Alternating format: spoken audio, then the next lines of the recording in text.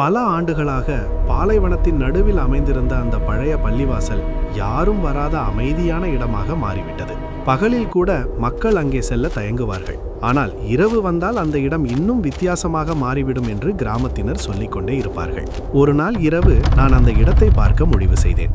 எல்லாம் வெறும் கதைகள்தான் என்று நினைத்தேன். நில ஒளி மெல்ல அந்த பழைய சுவர்களின் மீது விழுந்து கொண்டிருந்தது. காற்று மெதுவாக ஊதிக்கொண்டிருந்தது. உள்ளே நுழைந்ததும் ஒரு விசித்திரமான அமைதி என்னை சுத்தி பொழுது. அந்த அமைதிக்குள் எங்கிருந்தோ மெதுவான காலடி சத்தம் கேட்டது போல உணர்ந்தேன். திரும்பி பார்த்தேன், ஆனால் அங்கே யாரும் இல்லை. பழைய விளக்கின் ஒளி துடித்துக் கொண்டிருந்தது. சுவர்களில் நிழல்கள் அசைந்தது போல தோன்றியது.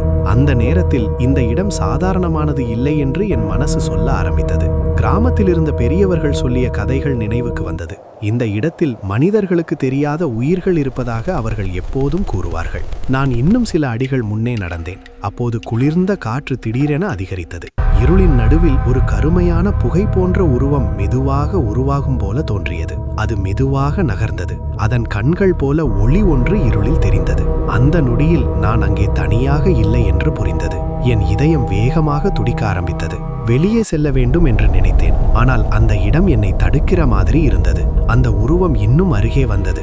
இருள் முழுவதும் அதை சுற்றி கொண்டது. திடீரென்று எல்லா சத்தமும் நிறுத்தப்பட்டு முழு அமைதி நிலவியது.